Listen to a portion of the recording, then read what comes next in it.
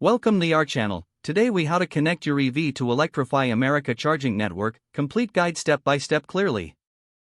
To connect your electric vehicle to the Electrify America charging network, begin by ensuring your vehicle is compatible with the charging stations.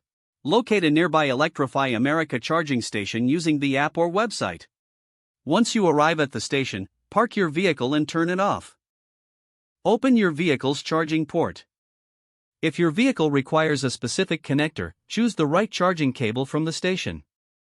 Activate the charging station by following the on-screen prompts.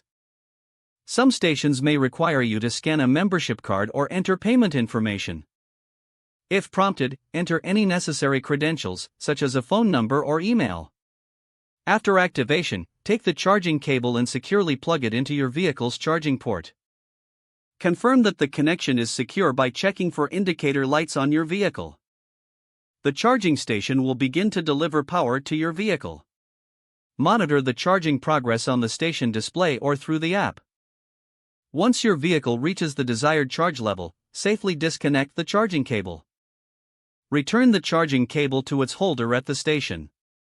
Make sure to close your vehicle's charging port. Before leaving, check that the charging station is ready for the next user.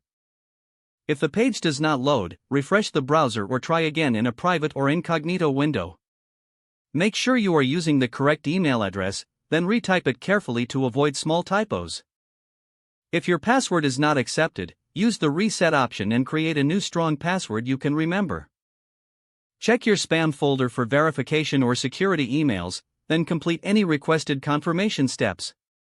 Enable two-factor authentication if available to improve account security and reduce unauthorized access risk. After signing in, review your profile details so your contact information and settings are accurate and current. If you see an error message, note it down and try again after restarting your device and internet connection. Log out when you finish, especially on shared devices, to keep your account and payment information secure.